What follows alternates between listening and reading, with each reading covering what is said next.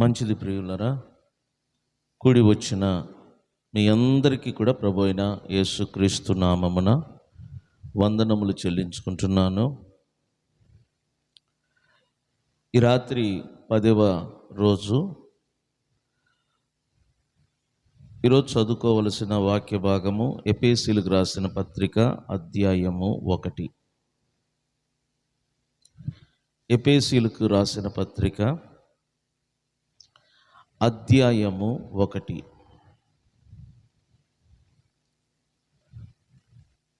మొదటి వాక్యం, రెండో వాక్యాన్ని చదువుతాను. దేవుని చిత్తము వలన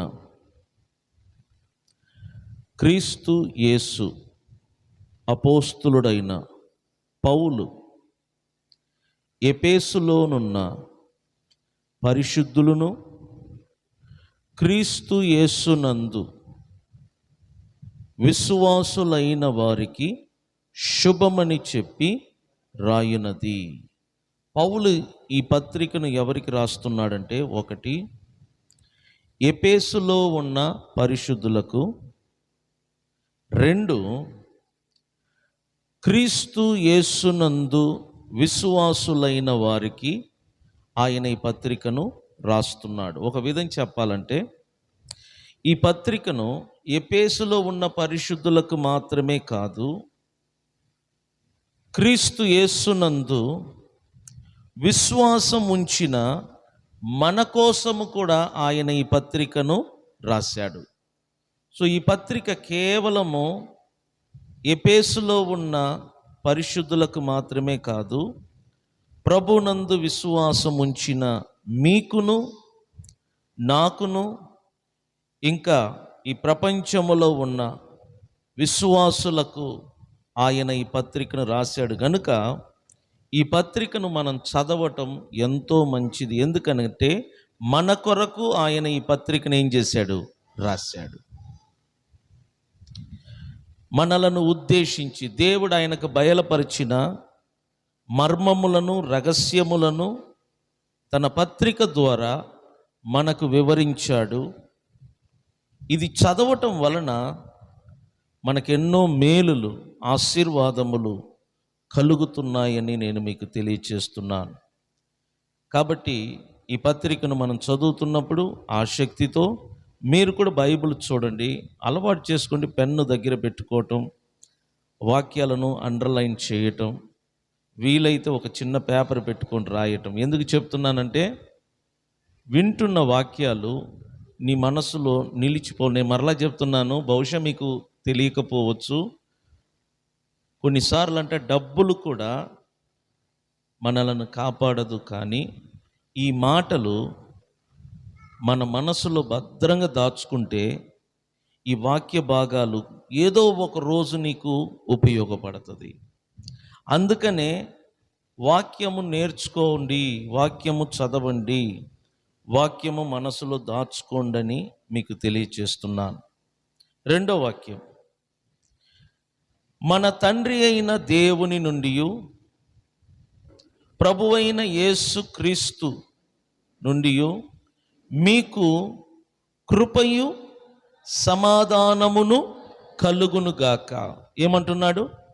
కృపయు సమాధానమును మీకు కలుగునుగాక. మూడో వాక్యం, ఇక్కడ నుంచి జాగ్రత్తగా చూడండి. మన ప్రభువైన యేసు క్రీస్తు యొక్క తండ్రి యగు దేవుడు స్తుతింపబడును గాక.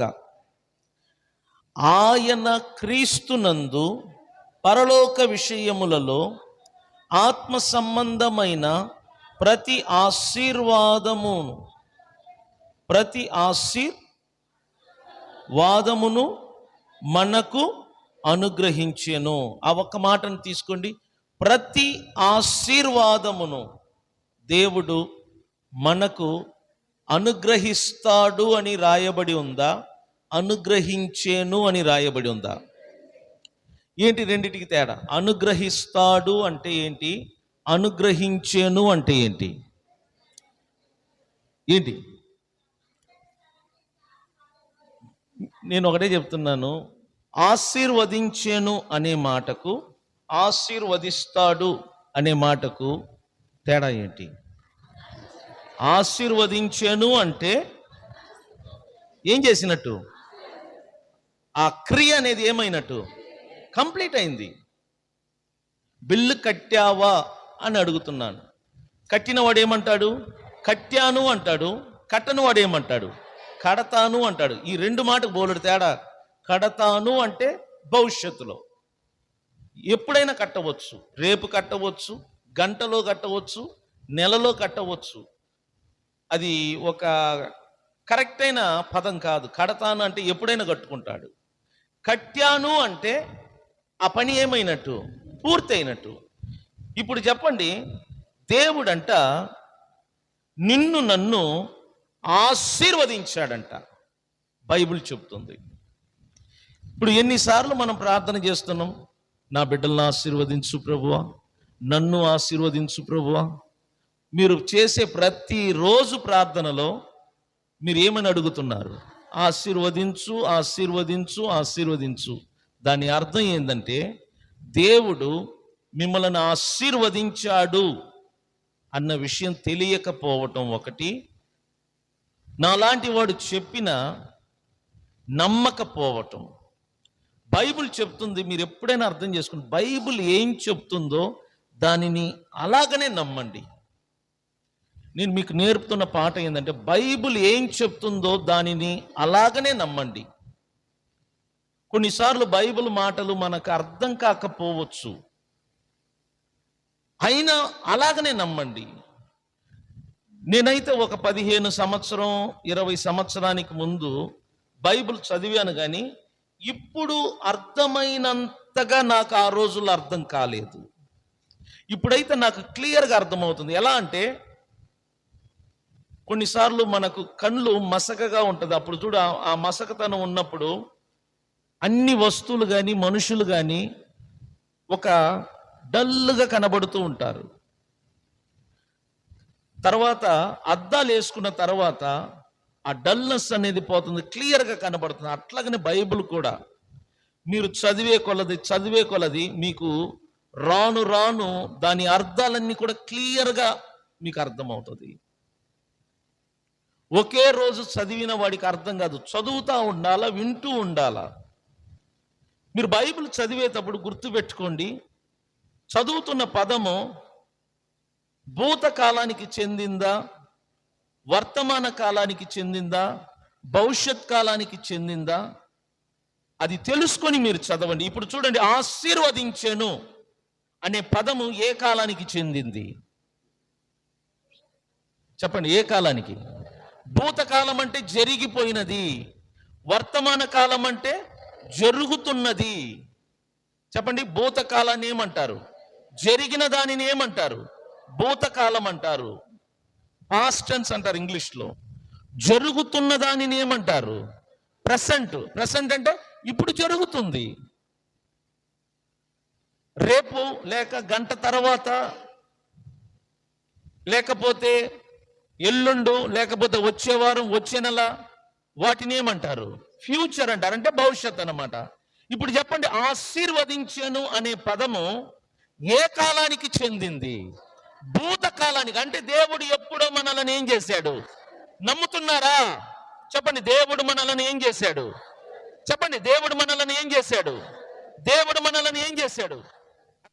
ఇక్కడ చూడండి, ప్రతి ఆశీర్వాదమును మనకు అనుగ్రహించెను. దేవుడు ఏం చేశాడంట?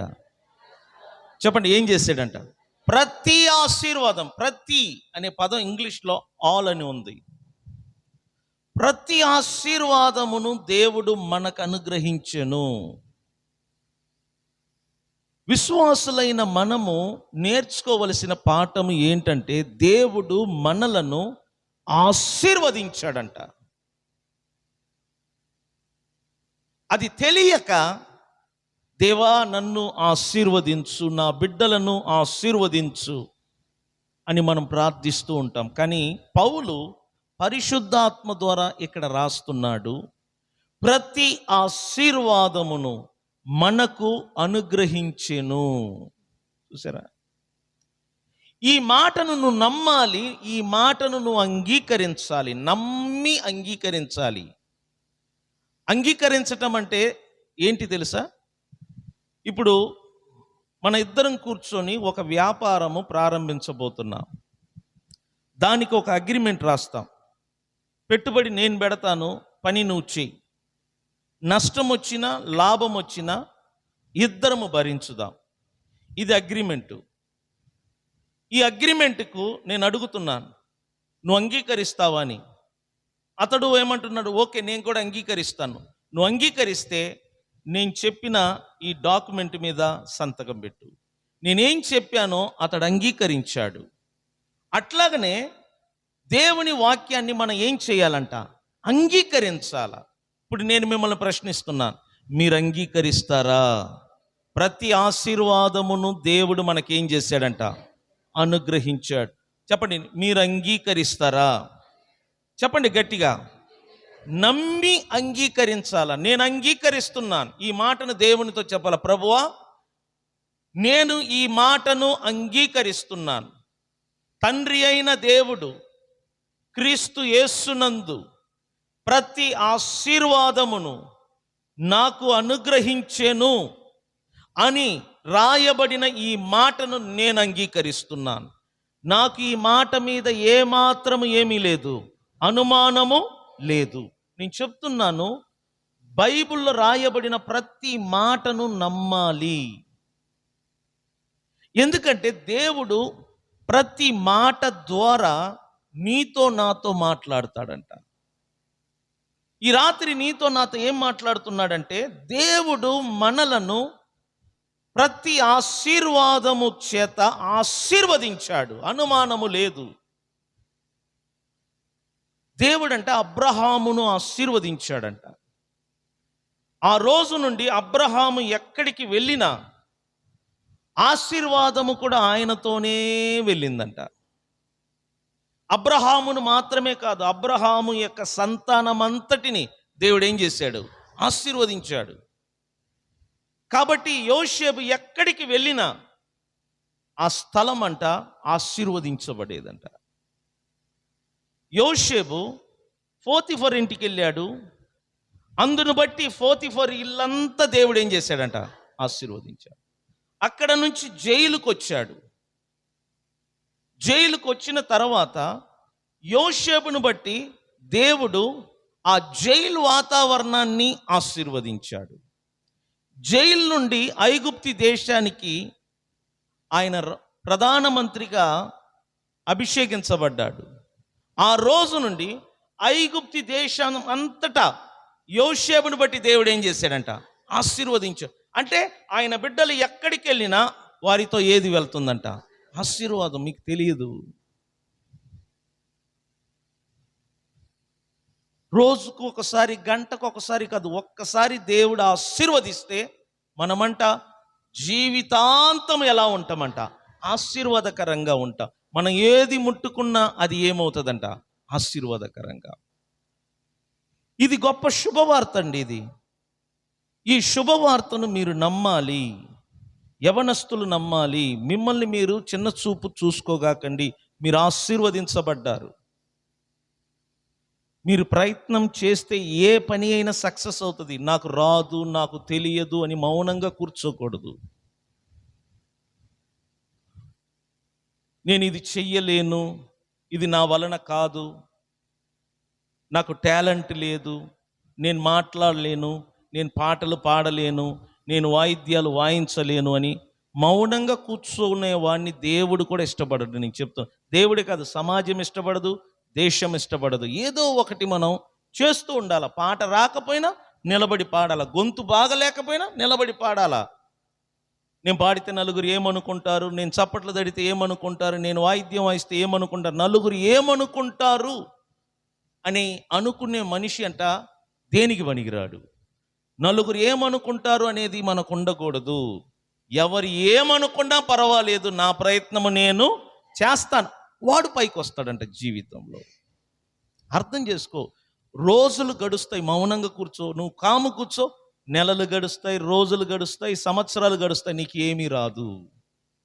నీకేమీ రాలేదనుకో, ప్రజలు నిన్ను వాడుకోరు, నీతో మాట్లాడరు, నిన్ను చాలా తక్కువగా చూస్తూ ఉంటారు. ఎందుకంటే నువ్వు ఆశీర్వదించబడ్డావు, దేవుడు నిన్ను ఆశీర్వదించాడు. ప్రతి ఆశీర్వాదము దేవుడు మనకు అనుగ్రహించాడు. ప్రతి ఆశీర్వాదము దేవుడు మనకు అనుగ్రహించాడు. నేను చెప్తున్నాను ఈ రాత్రి మీకు. కొద్దిగా లోతుకు వెళ్దాం ఈ వాక్యాన్ని. ఎవరు మనలను ఆశీర్వదించాడు? మన తండ్రి అయిన దేవుడు. చెప్పండి, ఎవరంట మనల్ని ఆశీర్వదించింది? మన తండ్రి అయిన దేవుడు మనలను ఏం చేశాడు? ఆశీర్వదించాడు. ఎవరిలో మనలను దేవుడు ఆశీర్వదించాడు? క్రీస్తు యేసును. ఎవరిలో అంట చెప్పండి? క్రీస్తు యేసు నందు అంటే క్రీస్తు యేసులో మనమందరము తండ్రి అయిన దేవుని చేత ఆశీర్వదించబడ్డాం. ఇంకొక మాట, ఆయన క్రీస్తు యేసునందు ఏ విషయములలో, భూలోక విషయములలోన పరలోక విషయములలోన? పరలోక విషయములలో చెప్పండి, ఏ సంబంధమైన? ప్రతి ఒక్కరు మాట్లాడండి. ఏ సంబంధమైన? ఆత్మ సంబంధమైన. చూడు, భూలోక సంబంధమైనదా, ఆత్మ సంబంధమైనదా? ఏ ఆశీర్వాదముతో మనల్ని ఆశీర్వదించాడు? ఏ విషయములలో? చెప్పండి, ఏ విషయములలో? పరలోక విషయములలో ఆత్మ సంబంధమైన ప్రతి ఆశీర్వాదమును మనకేం చేశాడు? అనుగ్రహించాడు. ఇప్పుడు ఆ ఆశీర్వాదం ఎక్కడ ఉంది అంటే, నన్ను చూడండి, ఆత్మలో ఉంది, లోపల ఉంది. నేను ఎన్నోసార్లు చెప్పాను, ప్రతిదీ మార్పు లోపల నుండి బయటికి వస్తుంది, కానీ బయట నుండి లోపలికి రాదు. ఆదాము భౌతికంగా చనిపోవటానికి ముందే ఆదాము ఆత్మలో ఏమై ఉన్నాడంట? చనిపోయాడు. సో మరణము ఎక్కడ ప్రారంభమైనది? ఆదాము యొక్క ఆత్మలో. బైబిల్ అంటుంది కదా, ఆ పండు తిను దినమున నిశ్చయముగా నీవు సత్యదవు అన్నాడు. పండు తిన్నాడు, కానీ భౌతికంగా జీవిస్తానే ఉన్నాడు. దాని అర్థం ఏంటి? భౌతికంగా జీవిస్తున్నాడు, కానీ ఆత్మలో ఆదాము కానీ అవ్వమ్మ కానీ చనిపోయారు. దీని అర్థం ఏంటంటే, ఫస్ట్ కరప్షన్ ఆత్మలో స్టార్ట్ అయినది. ఫస్ట్ మరణము ఆత్మలో ప్రారంభమైనది. ఆదాము ఆత్మలో చనిపోయిన తర్వాత ఆదాము భౌతికంగా చనిపోయాడు. ఎన్ని సంవత్సరము పట్టింది? 900 సంవత్సరం పట్టింది. అదేవిధంగా కరప్షన్ లోపల ప్రారంభమైనది, మరణము లోపల ప్రారంభమైనది, రోగము లోపల ప్రారంభమైనది, దరిద్రం అంట లోపల ఫస్ట్ ప్రారంభమైనదంట. అందుకనే దేవుడు లోపల నుండి నిన్ను నన్ను బాగు చేస్తున్నాడు. ఫస్ట్ ఆత్మలో చనిపోయాడు గనుక దేవుడు ఆత్మలో జీవాన్ని అనుగ్రహించి నీ ఆత్మను బ్రతికించాడు. మానవుడు ఆత్మలో శపించబడ్డాడు, దరిద్రుడయ్యాడు గనుక దేవుడు ఆత్మ సంబంధమైన ప్రతి ఆశీర్వాదములను నీ ఆత్మకు అనుగ్రహించాడు. నేను చెప్తున్నాను, ఇక్కడ ఉన్న మీరందరూ కూడా దేవుని ఆశీర్వాదమును లోపల కలిగి ఉన్నారు. ఆ ఆశీర్వాదములను నువ్వు నేను బయటికి తీసుకొని రావాలి. దానికోసమే మనం వాక్యం వింటున్నాం. ఎందుకంటే నిన్ను దేవుడు ఆశీర్వదించాడు, నీ ఆత్మ ఆశీర్వదించబడ్డది. క్రీస్తులో నీ ఆత్మను దేవుడు ఆత్మ సంబంధమైన పరలోక విషయములలో ప్రతి ఆశీర్వాదముతో నిన్ను ఆశీర్వదించాడు. నీ లోపల ఆశీర్వాదం ఉంది. నువ్వు శాపము క్రింద లేవు, నువ్వు ఆశీర్వాదము క్రింద ఉన్నావు. కాబట్టి నీ మాటలు ఎలా ఉండాలంటే ఆశీర్వాదమైన వచనములు నువ్వు పలుకుతూ ఉండాలి. ఎందుకంటే నువ్వు ఆశీర్వదించబడ్డావు, నువ్వు ఇతరులను ఆశీర్వదించాలి. నీ మాటల ద్వారా ఇతరులను ఆశీర్వదించాలి. కారణం ఏంటంటే నువ్వు ఆశీర్వదించబడ్డావు. ఇది గొప్ప మర్మం అండి. క్రీస్తు యేసునందు మన తండ్రి అయిన దేవుడు పరలోక విషయములలో ఆత్మ సంబంధమైన ప్రతి ఆశీర్వాదముతో నిన్ను నన్ను ఏం చేశాడంట? ఆశీర్వదించాడు, మనకు అనుగ్రహించాడు ఆశీర్వాదమును. ఆత్మ సంబంధమైన ప్రతి ఆశీర్వాదం మన ఆత్మలో మరుగై ఉంది. నీ ఆలోచన ఎలా ఉండాలంటే దేవుడు నన్ను ఆశీర్వదించాడు, నా కుటుంబమును ఆశీర్వదించాడు, నా పిల్లలను ఆశీర్వదించాడు, నాలో శాపము లేదు, నా కుటుంబములో శాపము లేదు. ఈ విధంగా నువ్వు ఆలోచించాలి. నిన్ను నువ్వు ఆశీర్వదించబడిన ఒక వ్యక్తిగా నిన్ను నువ్వు చూడటం నేర్చుకోవాలి. నువ్వు ఎక్కడికి వెళ్ళినా నీ వెంట ఆశీర్వాదం ఉంటుంది. నువ్వు ఏది ముట్టుకున్నా అది ఆశీర్వదించబడుతుంది. నువ్వు ఎవరింటిలో అడుగుపెట్టినా నిన్ను బట్టి ఆ ఇల్లు ఆశీర్వదించబడుతుంది. ఆ విధంగా మిమ్మలను మీరు చూడటం నేర్చుకోండి. మీ ఆలోచనలు ఎలా ఉంటాయి తెలిసిన? ఏదో పుట్టాము పెరిగాము, మా జీవితం ఎందుకు ఇలా ఉంది, మా కుటుంబం ఎందుకు ఇలా ఉంది, రాబడి ఎందుకు ఇలా ఉంది, మా బ్రతుకంతే. ఇటువంటి ఆలోచనలు తీసివేయి. నిన్ను నువ్వు క్రీస్తులో చూడటం అలవాటు చేసుకో. మనల్ని మనం ఎక్కడ చూడాలంట? మనం ఎవరిలో ఉన్నామంట? దేవుడంట, నన్ను చూడండి, దేవుడంట మనలను క్రీస్తులోనికి తీసుకొని వచ్చాడు.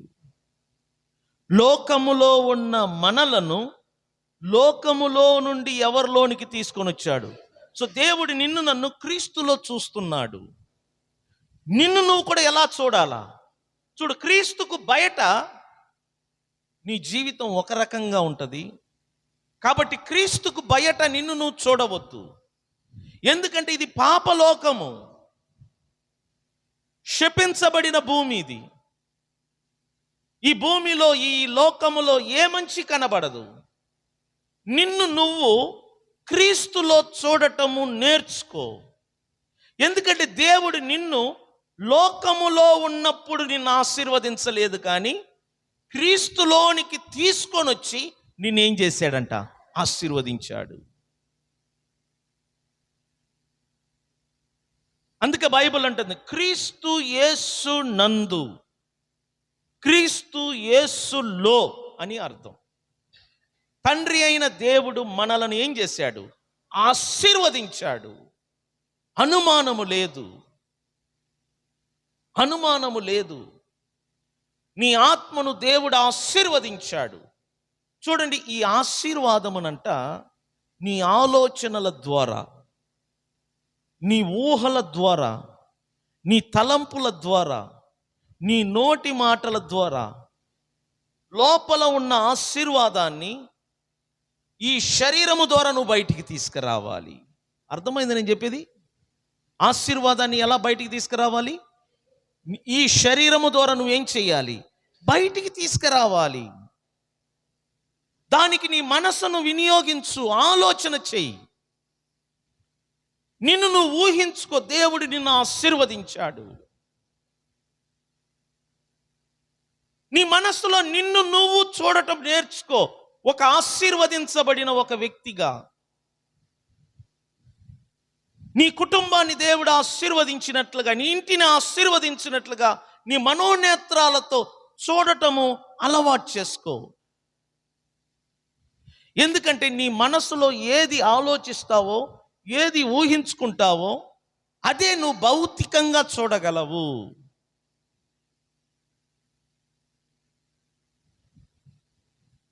దేవుడు ఒక్కసారి అబ్రహామును ఆశీర్వదించాడు. ఆ ఆశీర్వాదం అంట జీవితాంతము అతనికి తోడుగా ఉన్నదంట. కాబట్టి మీరు అబ్రహాము జీవితం చదివి చూడండి. ఎక్కడికి వెళ్ళినా అతనిలో ఉన్న ఆశీర్వాదం అంట ప్రతి మంచిని ఆకర్షించేదంట. నీలో ఉన్న ఆశీర్వాదం అంట ధనము, ఐశ్వర్యము, మేలు, ప్రతి మంచి ఈవులు నీ వద్దకు ఏం చేస్తుందంట? అది ఆశీర్వదిస్తుంది. దేవుని ఆశీర్వాదము నీలో ఉన్నది. సంగమా, అర్థం చేసుకో.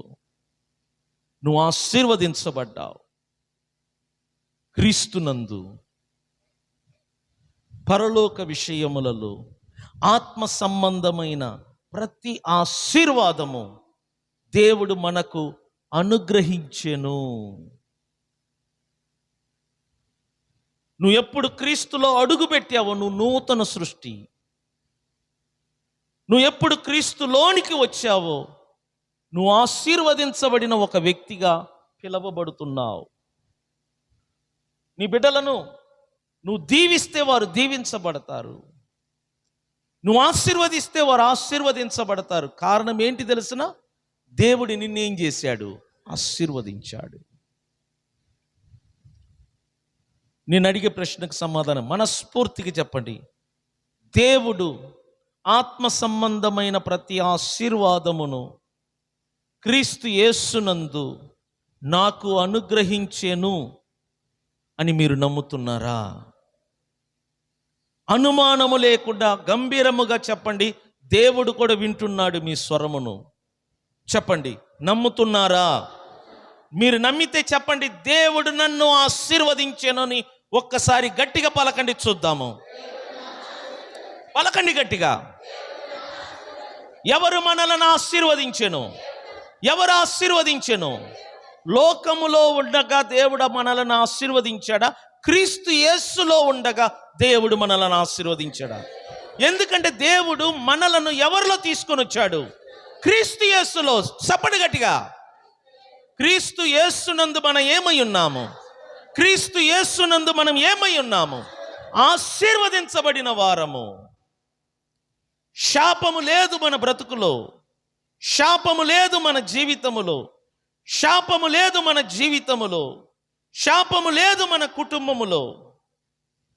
సాతాన్ అంటాడు, మీరు ఎన్ని రోజులు గుడికి వెళ్ళినా ఆశీర్వాదం మీకు లేదంటాడు. మీ ఇల్లు చూడు, మీ ఇంటి వాతావరణం చూడు, మీ ఇంటి చుట్టూ ఉన్న పరిస్థితులను చూడు, ఏది ఆశీర్వాదం అని వాడు ఎగతాళి చేస్తూ ఉంటాడు. అప్పుడు నువ్వేం చెప్పాలా? సాతానా, భౌతిక సంబంధమైన వాటిని చూడవద్దు. బైబిల్ చెప్తుంది ఏ విషయములలో, చెప్పండి, ఏ విషయములలో? పరలోక విషయములలో. భౌతిక సంబంధమైనదా లేక ఆత్మ సంబంధమైనదా? ఆత్మ సంబంధమైన వాటిలో మేమేమై ఉన్నాము? ఆశీర్వదించబడి ఉన్నాము.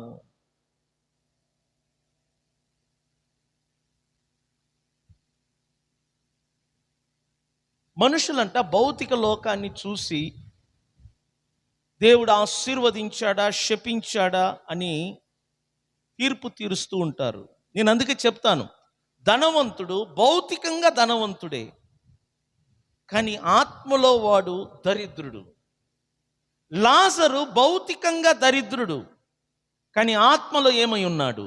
ధనవంతుడు. అది ఎలా తెలుసు మనకు? వారిద్దరు చనిపోయిన తర్వాత ఇద్దరు భౌతిక దేహాలు భూమి మీదనే ఉన్నాయి. ఇద్దరి యొక్క ప్రాణాత్మ వెళ్ళవలసిన చోటుకు వెళ్ళింది. దరిద్రుడి యొక్క ప్రాణాత్మ అబ్రహాము ఉన్న ఆ స్థలానికి వెళ్ళింది. ధనవంతుని యొక్క ప్రాణాత్మ పాతాళ లోకానికి వెళ్ళింది. ఇప్పుడు చూడండి, పాతాళ లోకములో చిటికెడు నీళ్ల కొరకు ఎదురు చూస్తున్నాడు. చూసారా? భౌతిక లోకములో తనకిష్టం వచ్చినది తిన్నాడు, త్రాగాడు, అనుభవించాడు. ఎందుకంటే భౌతికంగా అతడు ధనవంతుడే, భౌతికంగా అతడు ఐశ్వర్యంతుడే. మరణించిన తర్వాత రివర్స్ అయింది. చిటికడు నీళ్లు ఎంతంటే చెప్పండి, కేవలం ఒక చిటికడు నీళ్లు కోసం ఎదురు చూస్తున్నాడు. కానీ భూమి మీద అన్నము లేక లాజరు ఎంత బాధపడ్డాడు. ధనవంతుని ఇంటి బల్ల మీద నుండి ఏదైనా అన్నము నేల మీద పడితే ఆ నేల మీద పడిన అన్నము కోసం ఎదురు చూశాడంట లాజరు. అప్పుడు అర్థం చేసుకో. ఎందుకంటే ధనికులు బల్ల మీద కూర్చొని భోజనం చేస్తున్నప్పుడు, వారు తింటున్నప్పుడు కొన్ని మెతుకులు కింద పడతాయంట. అదైనా తిన్నాము, అదైనా తిని కడుపు నింపుకోవాలని ఎదురు చూశాడంట. కానీ అవకాశం కూడా అతనికి దొరకలేదు. కానీ అబ్రహాము రొమ్మున ఆనుకొని ప్రశాంతంగా ఉన్నాడు.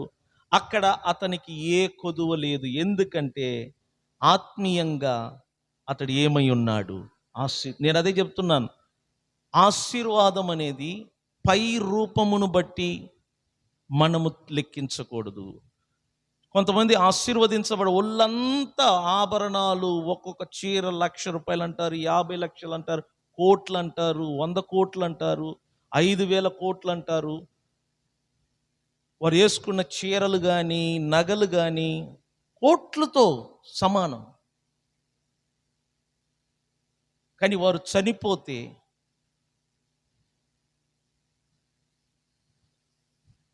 ఏది తీసుకెళ్లరు. ధనవంతుడిలాగా వారు పాతాళ లోకములో వేదన పడుతూ ఉంటారు. ఎందుకు దేవుడు భౌతికంగా ఆశీర్వదించకుండా ఆత్మ సంబంధ విషయములలో దేవుడు మనల్ని ఆశీర్వదించాడు? ఎందుకంటే భౌతికం అనేది శాశ్వతం కాదు. ఆత్మ అనేది యుగ యుగాలు జీవించేది. కాబట్టి దేవుడు నీకు టెంపరరీ ఆశీర్వాదాన్ని ఇవ్వటానికి ఇష్టపడట్లా.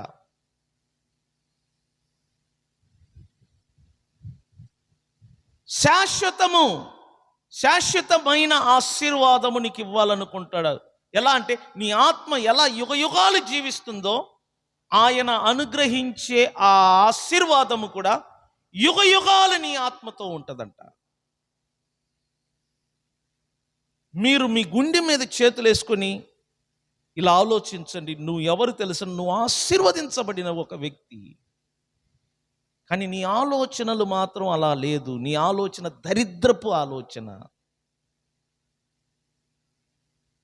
నీ ఆత్మను దేవుడు ఆశీర్వదించాడు, కానీ నీ మైండ్ సెట్ ఉంది చూసావా, దరిద్రముతో నిండి ఉంటుంది.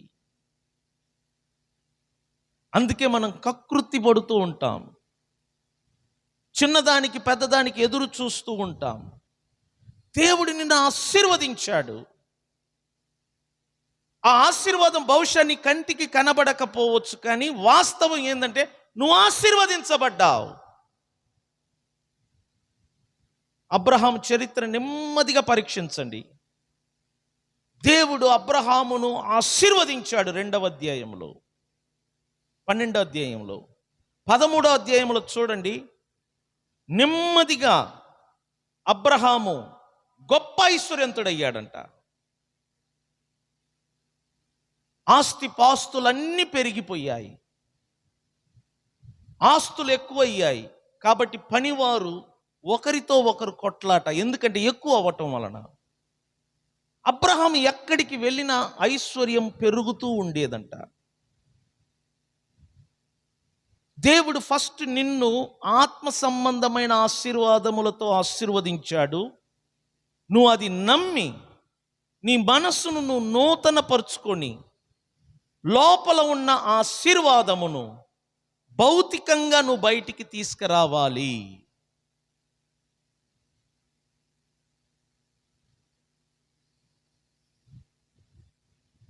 నీ మైండ్ సెట్లో నువ్వు ఆలోచన చేస్తూ నేను ఆశీర్వదించబడ్డాను, కాబట్టి నేను చేసే పని, నేను ఇచ్చే కానుకలు, నేను ఇచ్చే దశమ భాగం ప్రతిదీ కూడా ఎలా ఉండాలా? ఆశీర్వాదకరం. ఎందుకంటే నువ్వు ఆశీర్వదించబడ్డావు.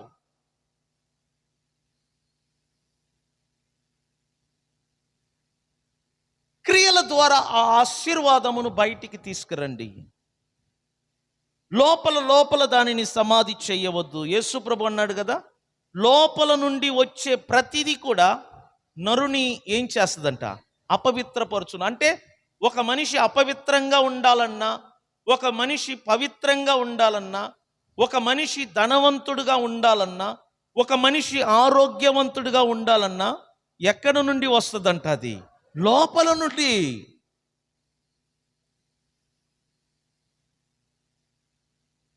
దేవుడు నీ అంతరంగ ఆత్మను ఆశీర్వాదముతో నింపాడు. నువ్వు ఆశీర్వదించబడ్డావు. 1, 2, 3, 4, 5 అని అంకెలతో దేవుడు నిన్ను ఆశీర్వదించలేదు. బైబిల్ అంటుంది ప్రతి ఆశీర్వాదం అంట. స్తోత్రం చెప్పండి.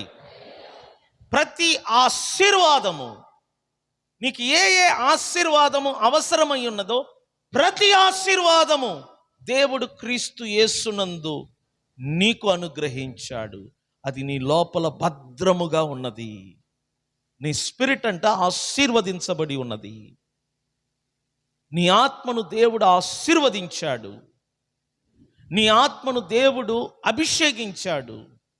నీ ఆత్మను దేవుడు తన ప్రేమతో నింపాడు.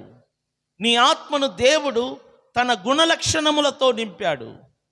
నీ ఆత్మను దేవుడు తన స్వభావముతో నింపాడు. నీ ఆత్మను దేవుడు తన శక్తితో నింపాడు. నీ ఆత్మను దేవుడు తన ధనముతో తన ఐశ్వర్యముతో నింపాడు. ప్రతిదీ నీ లోపల ఉన్నది. నేను చెప్తున్నాను, ప్రతిదీ నీ లోపల ఉంది. నీకు కావలసిన ప్రతిదీ కూడా నీ లోపల ఉంది. దానిని నువ్వు బయటికి తీసుకొని రావాలి. ఒక గర్భిణీ స్త్రీ కడుపులో పెరుగుతున్న బిడ్డను ప్రసవించుట ద్వారా బయటికి తీసుకొని వస్తుందంట. ఈ లోకములో పుట్టిన బిడ్డ అంతకుముందు కడుపులో ఉన్నది, గర్భసంచిలో ఉన్నది. గర్భసంచిలో ఉండగానే బిడ్డ ఎదిగింది. గర్భసంచిలో ఉండగానే అవయవాలు ఏర్పడ్డాయి. గర్భసంచిలో ఉండగానే ప్రతి అవయవాలు చేకూరింది.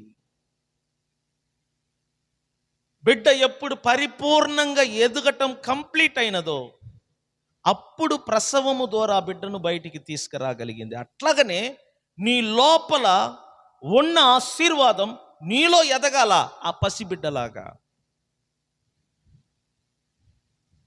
నువ్వు ఆలోచిస్తూ ఉండాలి, దేవుడు నన్ను ఆశీర్వదించాడు, దేవుడు నన్ను ఆశీర్వదించాడు, దేవుడు నన్ను ఆశీర్వదించాడు, దేవుడు నన్ను ఆశీర్వదించాడు. నాలో దరిద్రత లేదు, నా కుటుంబంలో దరిద్రము లేదు,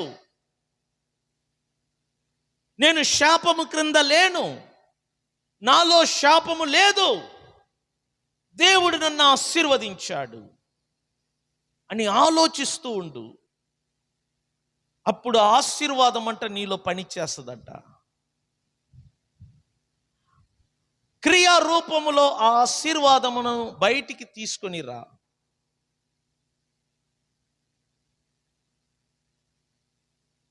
ప్రతిదీ లోపల నుండి నీకు అందుతుంది. నేను చెప్తున్నాను, నిజం చెప్తున్నాను. ప్రతిదీ ఎక్కడి నుంచి అందుతుందంట? మన లోపల నుండి.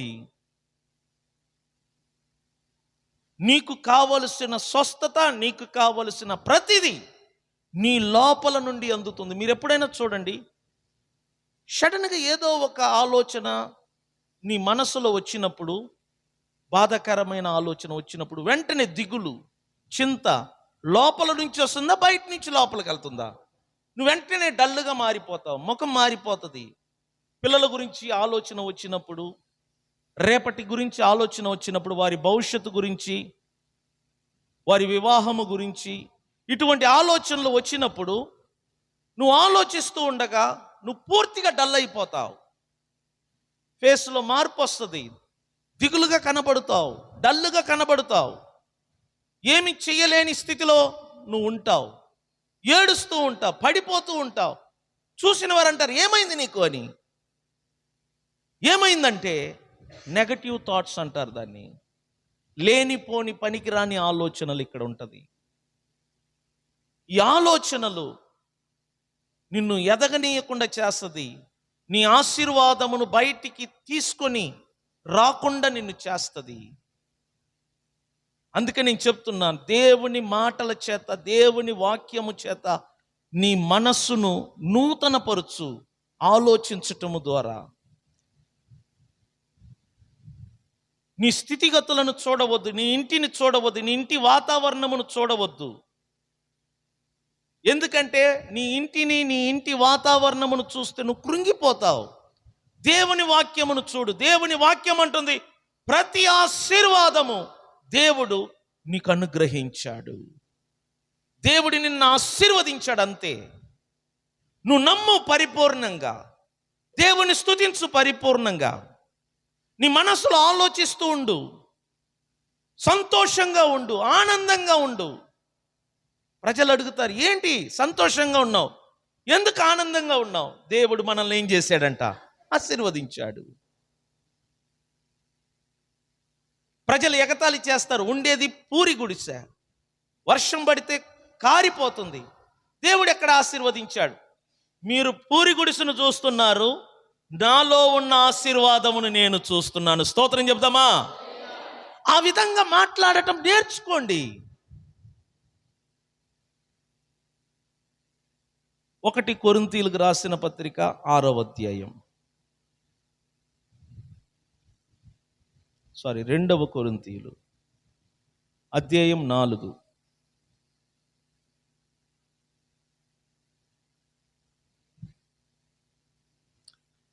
తీసారా? 4వ అధ్యాయంలో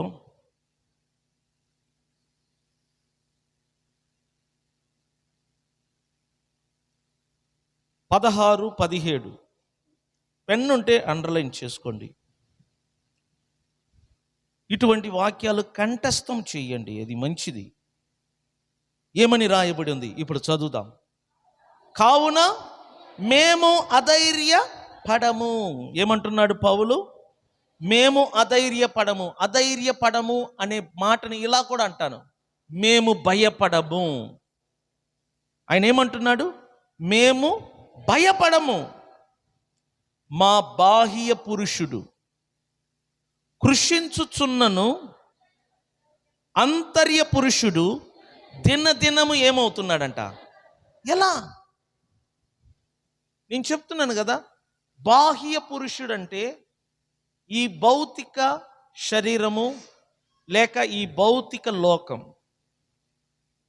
పౌలు మాత్రం భౌతిక శరీరాన్ని బాహ్య పురుషుడిగా పిలుస్తున్నాడు.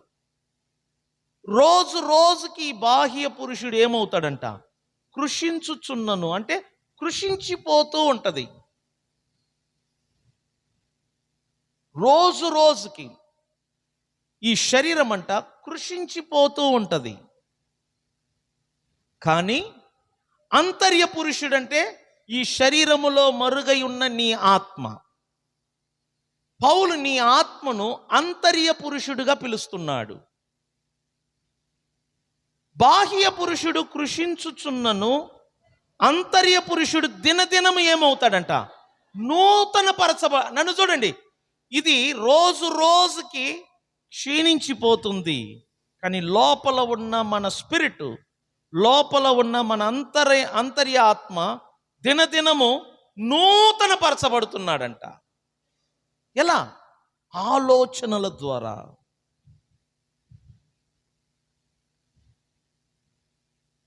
ఆలోచనల ద్వారా నీ అంతర్య ఆత్మ దినదినము నూతన పరచబడుతూ ఉండాలా. దేవుని వాక్యమును నీ మనస్సులో ధ్యానించుట ద్వారా, ఆలోచించుట ద్వారా.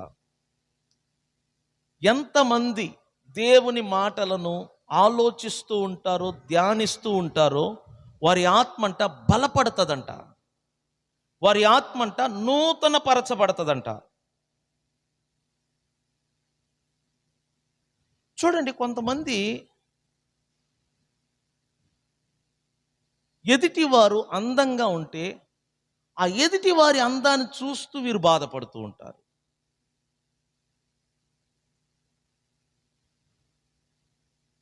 ఎదుటి వారి ఇంటిని చూస్తూ, వీరుంటున్న ఇంటిని చూస్తూ బాధపడుతూ ఉంటారు.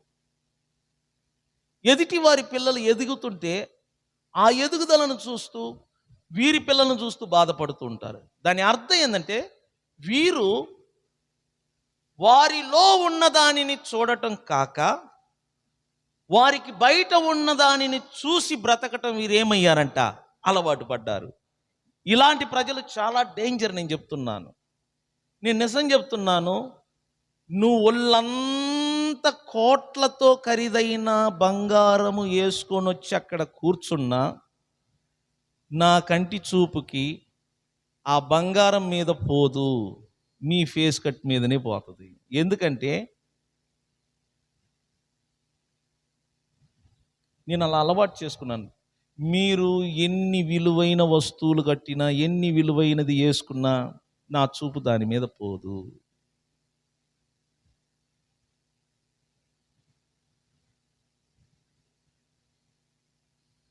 అది అలంకరణ, అది ఒరిజినల్ కాదు. ఒరిజినల్ ఏంటి తెలిసిన?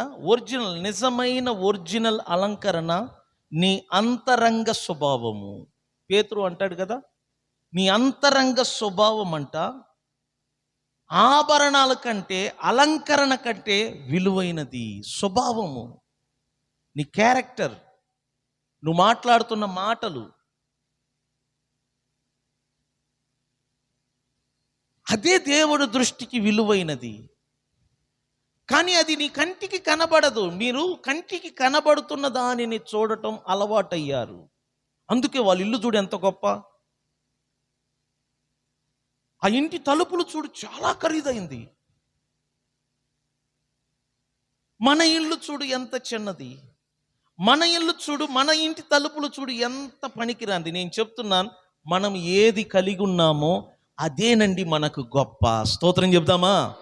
అది తాటాకిల్లు అయితే ఏంటి, డాబా అయితే ఏంటి. నాకున్నది తాటాకిల్లు, వర్షం పడకుండా నన్ను కాపాడుతుంది, ఎండ దెబ్బ తగలకుండా నన్ను కాపాడుతుంది.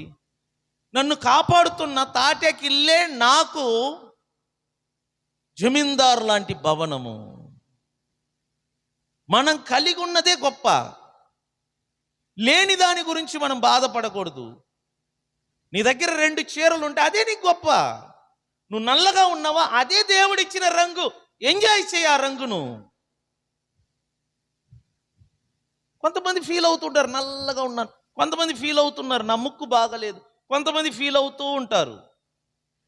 ఏది నీకు మంచిదో, ఏది నీకు సూటబుల్, అదే దేవుడిచ్చాడు. దానిని బట్టి నువ్వు ఆనందించు. నిన్న ఒక పేపర్ చదివాను ఇంటర్నెట్లో. ఊరి గుడిసె, ఆ ఇంట్లో పుట్టి పెరిగిన పాప ఐఏఎస్కి సెలెక్ట్ అయింది. దేనికి సెలెక్ట్ అయింది? ఎక్కడ పుట్టి పెరిగిన పాప? ఊరి గుడిసె, తమిళనాడులో. లోపలికి వెళ్ళి ఆ ఇంటి వాతావరణం అంతా ఆ వీడియో అతను చూపిస్తుంటే అసలు ఎంత బాధాకరంగా ఉందంటే, అమ్మాయి వేసుకున్న బట్టలు చూస్తుంటే ఎంత బాధాకరంగా ఉందంటే, వారి తల్లిదండ్రులు కూడా ఎంత బాధాకరంగా కనబడుతున్నారంటే, అంటే అంత బీద స్థితిలో ఉన్నారు. ఈ అమ్మాయి సాధించిన దాని వలన గొప్ప వాళ్ళందరూ ఆ గుడిసె దగ్గరికి వెళ్తున్నారు ఈ అమ్మాయిని పలకరించటానికి, ఈ అమ్మాయితో ఇంటర్వ్యూ చేయటానికి. దీనిని తెలుగులో ఏమంటారంటే, మాణికం అంట ఎక్కడ ఉంటుందంట? మట్టిలో ఉంటుందా, ఆకాశంలో ఉంటుందా? మట్టిలో మాణిక్యం అంటారు. బంగారం కూడా ఎక్కడి నుంచి తీస్తారు? ఆకాశం నుండే, మట్టిలో నుండే. అట్లాగనే నీ లోపల ఉంది బంగారము లాంటి ఆశీర్వాదం. నీ లోపలలోనే ఉంది బంగారము లాంటి వైడూర్యము లాంటి మాణిక్యము లాంటి ఆశీర్వాదం. దానిని బయటికి తీసుకురా. నీ దగ్గర ఉంది, తీసుకురా దాన్ని. దేవుడు నిన్ను ఆశీర్వదించాడు. ఆ పాప చూడు, ఐఏఎస్ గ్రూప్లో సెలక్షన్ అవ్వగానే ఇంటర్వ్యూతో సహా టీవీ వాళ్ళందరూ వచ్చేస్తున్నారు. ఆ పాప నా గుడిసెను చూసుకుంటూ, ఆ నులక మంచమును చూసుకుంటూ, లోపల దండెం కట్టి ఉన్నారు, దండెం మీద పాత బట్టలు, బీరువాలు గీరువా అలాంటిది ఏమీ లేదు సుమా. ఆ తాడు కట్టి ఉంటే తాడు మీద వేసి ఉన్నాయి బట్టలు, అవన్నీ వీడియో తీసి చూపిస్తున్నాడు. ఏమీ లేదు. స్నానం చేసుకోవటానికి బాత్రూమ్ లేదు. పాత చీరలు కట్టి ఉన్నాయి, నలుదిక్కులు. చూసారా? అవన్నీ చూసుకుంటూ నేను ఐఏఎస్ అవ్వగలనా, నేను కలెక్టర్ అవ్వగలనా, నేను సాధించగలనా, మా అమ్మ నాన్న నన్ను చదివించగలరా, ఇట్లా ఆలోచిస్తూ కూర్చొని ఉంటే ఆమె అయ్యేదా? ఆమె వాటిని చూడలేదు. తన్ను తాను కృషి చేసుకుంది. నేను చదవగలను, నేను సాధించగలను, కృషి చెయ్యటం వలన ఆమె సాధించింది. ఇంకొక మాట ఎప్పుడో నేను చదివాను. ఇట్లాగనే ఒక బీద కుటుంబానికి చెందిన ఒక యవనస్తుడు కలెక్టర్ అయ్యాడు, సెలెక్ట్ అయ్యాడు. వాళ్ళ అక్క అంటది, అతను చిన్నప్పుడు ఎలా చదివేవాడంటే, అప్పుడు ఆ లక్క అంటది, చిన్నప్పటి నుంచి నేను కలెక్టర్ అవ్వాలి, నేను కలెక్టర్ అవ్వాలి, నేను కలెక్టర్ అవ్వాలని అనేవాడంట.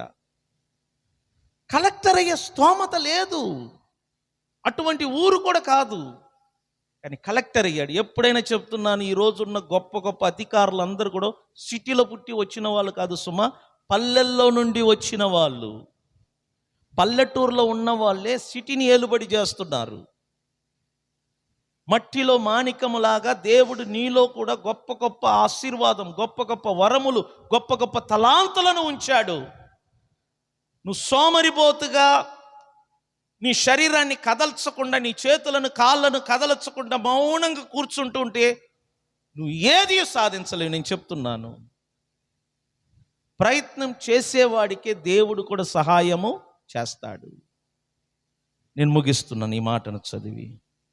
పౌలు ఏమంటున్నాడు చూడు, మేము దృశ్యమైన వాటిని చూడక.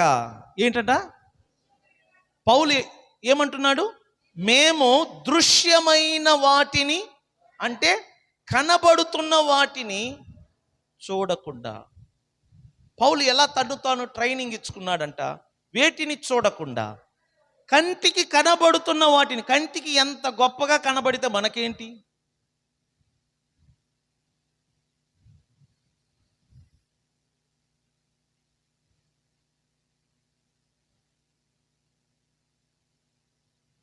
ముందు నేర్చుకోండి, కంటికి కనబడుతున్న దానిని చూసి బ్రతకటం మానుకోండి.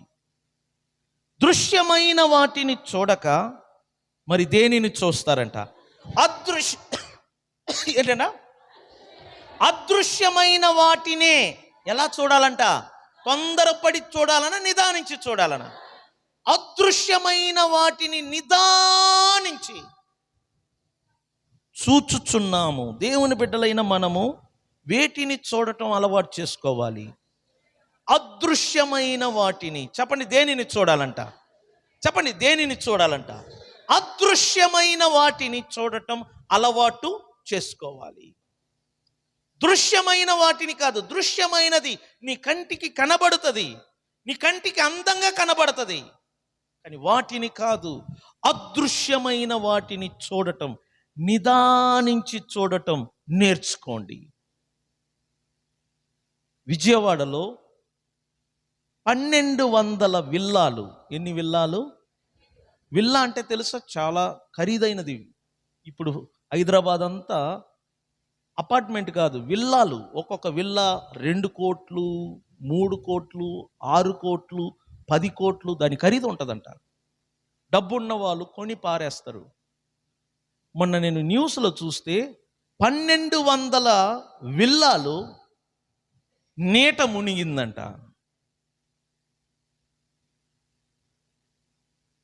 ఒకట 200? ఎన్ని వందల విల్లాలు? 1200 విల్లాలు వరదల్లో మునిగిందంట. అది మునగక ముందు ఏముంది బిల్డింగ్, ఎంత బాగుంది బిల్డింగ్. మునిగిన తర్వాత ఏమంటాం? మన ఇల్లే మెరుగు. అర్థమైందా నేను చెప్పేది? మనం కలిగి ఉన్న ఆ పాకే మెరుగు. ఇది నేర్చుకోండి, మీరు ప్రశాంతంగా బ్రతుకుతారు. ఏంటంటే, కనబడుతున్న వాటిని చూసి బ్రతకటం అలవాటు చేసుకోవద్దు. కనబడని వాటిని నిదానించి చూసి వాటి ప్రకారంగా బ్రతకటం మీరేం చెయ్యండి? అలవాటు చేసుకోండి. ఎందుకు అంటే పౌలు చెప్తాడు చూడండి కింద ఒక మాట, ఏలయనగా దృశ్యమైనవి అనిత్యములు, అదృశ్యమైనవి. ఈ మాటకు అర్థం ఏంటి? దృశ్యం అంటే ఏంటి? కనబడుతున్నదంట ఎక్కువ కాలము నిలిచి ఉండదు. కనబడని అదృశ్యమైనవి అనిత్యములు అంటే దాని అర్థం ఏంటి? నీ కంటికి ఏది కనబడదో అది యుగయుగాలు నిలిచి ఉంటుందంట. నీ కంటికి ఏది కనబడుతుందో అది ఎక్కువ కాలం నిలిచి ఉండదు. నీ కంటికి కనబడుతున్న నీ పూరి గుడిసె ఎక్కువ కాలం ఉండదు. నీ కంటికి కనబడుతున్న దరిద్రము ఎక్కువ కాలం ఉండదు. నీ కంటికి కనబడుతున్న రోగము ఎక్కువ కాలం ఉండదు. నీ కంటికి కనబడుతున్న బలహీనత ఎక్కువ కాలం ఉండదు.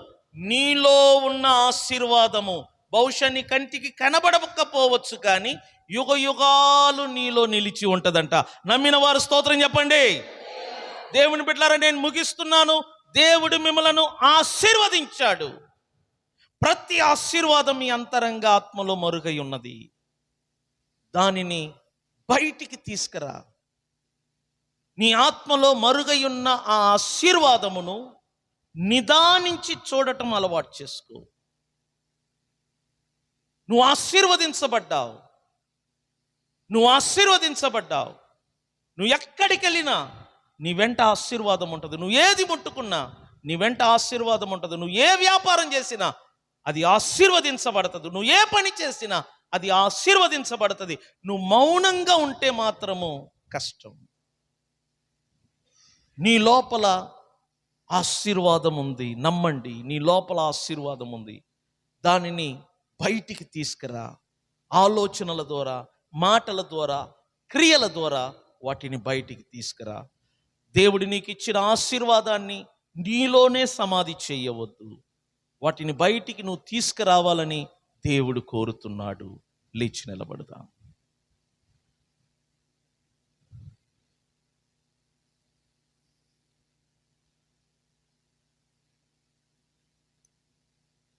ప్రతి వజ్రము కానీ, వైడూర్యము కానీ, ముత్యాలు కానీ, బంగారము కానీ ఎక్కడ నుంచి తీస్తారంట తెలుసా? ఎక్కడి నుంచి? మట్టిలో. ఎక్కడ దేవుడు దాన్ని భద్రపరిచాడు? మట్టి లోపల ఉంచాడు. మానవుడు దానిని తవ్వి మట్టి లోపల మరుగై ఉన్న బంగారమును కానీ, వజ్రమును కానీ, విలువైన వస్తువులను కానీ ఏం చేయాలంట? బయటికి తేవాలి. సముద్రపు లోతు భాగానికి వెళ్తారంట. అక్కడ లోపల ముత్యాలు, అది ఎలా ఉంటుందంటే పై భాగము పెంకులతోనూ కప్పుకొని ఉంటుంది. అలా కొన్ని చాలా లోతుకెళ్ళి వాటిని బయటికి తీసుకొని వచ్చి వాటిని విడదీస్తే లోపల ఉంటాయండి ముత్యాలు విలువైనది. అట్లాగనే నీ లోపల ఉంది, ప్రతిదీ కూడా నీ లోపల ఉంది. దేవుని వాక్యము సహాయముతో వాటిని బయటికి తీసుకురా. ఆలోచన చెయ్యి. నువ్వు ఆశీర్వదించబడ్డావు. నువ్వు పనికిరాని ఒక వ్యక్తివి కాదు. నీలో టాలెంట్ లేదనుకోవద్దు. నీలో ఉంది. నువ్వు ఏదైనా చేయగలవు. నువ్వు ఏదైనా సాధించగలవు. ప్రయత్నం చేస్తే. నీ ప్రయత్నానికి తోటి మనుషులు అడ్డుపడతారు. అవన్నీ పట్టించుకోవద్దు. నీ లోపల ఉన్న విలువైన దానిని బయటికి తీసుకురావటానికి నిన్ను నువ్వు తవ్వు. నువ్వు గొప్ప వ్యక్తిగా ఉండాలని దేవుడు కోరుతున్నాడు. సృష్టిలోనే ప్రథమ ఫలముగా నువ్వు ఉండాలని దేవుడు కోరుతున్నాడు. నువ్వు మౌనంగా నాకెందుకులే వాళ్ళే చేసుకుంటారు అని నువ్వు ఎంత మౌనంగా ఉంటావో నీకు ఫ్యూచర్ ఉండదు, నీకు భవిష్యత్తు ఉండదు. నువ్వు లేయాలి, దేవుడు కోరుతున్నాడు. ప్రయత్నం చేయాలి, దేవుడు కోరుతున్నాడు. నీకు సమస్తము సాధ్యము, నువ్వు ఏదైనా చేయగలవు, దేవుడు కోరుతున్నాడు. దేవుడు నీకు కావలసిన ప్రతిదీ నీ అంతరంగ ఆత్మలో ఉంచాడు. దానిని బయటికి తీసుకురా. ఈ రాత్రి మాట్లాడిన ఈ మాటలను బట్టి ప్రతి ఒక్కరు కూడా చేతులెత్తి ప్రార్థన చేయండి, స్వరమెత్తి ప్రార్థించండి ప్రతి ఒక్కరు కూడా. హల్లెలూయా.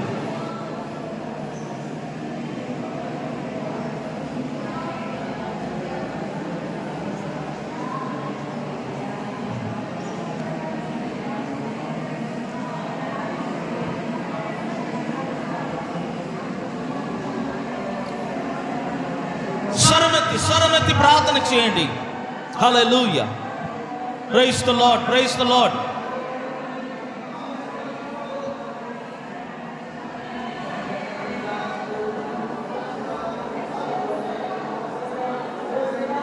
Praise the lord. Hallelujah, hallelujah, hallelujah.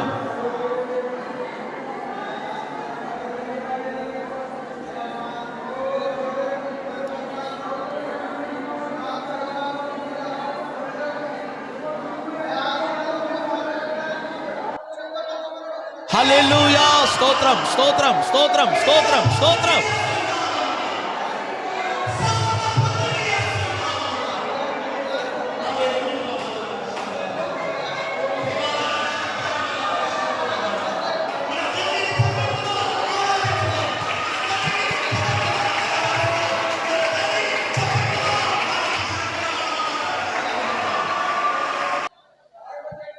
స్తోత్రం ప్రభువా.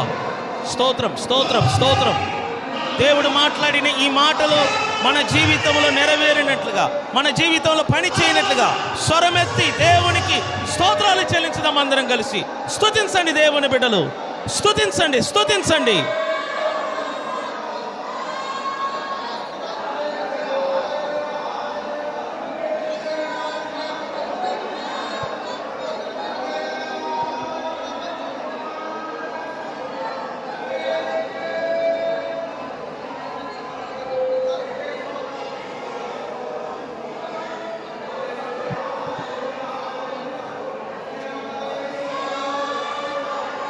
ప్రార్థన చేసుకున్నాం. తండ్రి, నీకు వందనాలు ఈ రాత్రి మాతో మాట్లాడినందుకు. నీ ప్రియ కుమారుడైన క్రీస్తు యేసునందు మాకు అనుగ్రహించిన ఆత్మ సంబంధమైన ఆశీర్వాదములను బట్టి నిన్ను స్తుతిస్తున్నాం తండ్రి. మేము ఒప్పుకుంటున్నాం, నీ సన్నిధిలో మీరు మమ్మల్ని ఆశీర్వదించాడు, మీరు మాకు ఆశీర్వాదము అనుగ్రహించారని మేము నమ్ముతున్నాం. నీ బిడ్డలకి రాత్రి ప్రకటించిన ఈ మాటల ప్రకారంగా వారిలో మరుగై ఉన్న ప్రతి ఆశీర్వాదములు వారి ఆలోచనల ద్వారా, వారి క్రియల ద్వారా, వారి నోటి మాటల ద్వారా బయటికి తీసుకొని రావటానికి నీ ఆత్మ సహాయం ప్రతి బిడ్డలకు దయచేయండి. వినిన ఈ మాటల ద్వారా వారిని ఆలోచింప చేయండి. తిరిగి వెళ్తున్నప్పుడు తోడుగా ఉండండి. ఈ 10వ రోజు రాత్రి కూడికను మీరు ఆశీర్వదించినందుకు స్తోత్రములు. ఈ రాత్రి అంతటా నీ వాక్యము ద్వారా మా అందరితో మీరు మాట్లాడండి. ప్రతి బిడ్డలు నీకు, నీ సంఘమునకు ప్రయోజనకరమైన బిడ్డలుగా ఉండుటకు సహకరించండి. రేపటి దినం నీ బిడ్డలు ఎక్కడికి వెళ్ళినా, ఏ పనికి వెళ్ళినా మీరు తోడుగుండండి. మరలా సాయంత్రం నీ సన్నిధికి వచ్చి వాక్యం వినేంత వరకు నీ కాపుదల, నీ కృప మాకు తోడుగా ఉండి నడిపించమని యేసయ్య నామమున ప్రార్థన ద్వారా అడిగి వేడుకుంటున్నాము పరమ తండ్రి. ఆమేన్. మన తండ్రి అయిన దేవుని ప్రేమ, ప్రభు అయిన యేసు క్రీస్తు యొక్క కృప, పరిశుద్ధాత్మ అన్యోన్య సహవాసము కూడి వచ్చిన మనందరికీ తోడై ఉండి నడిపించును గాక. ఆమేన్. యేసు రక్తమే జయం, శిలువ రక్తమే జయం. ప్రభు అయిన యేసు క్రీస్తు నామమునకు మహిమ, ఘనత, ప్రభావములు కలుగును గాక. చేతుల పైకెత్తి స్తోత్రం చెబుదామా? Hallelujah, hallelujah, hallelujah. God bless you all. మంచిదండి.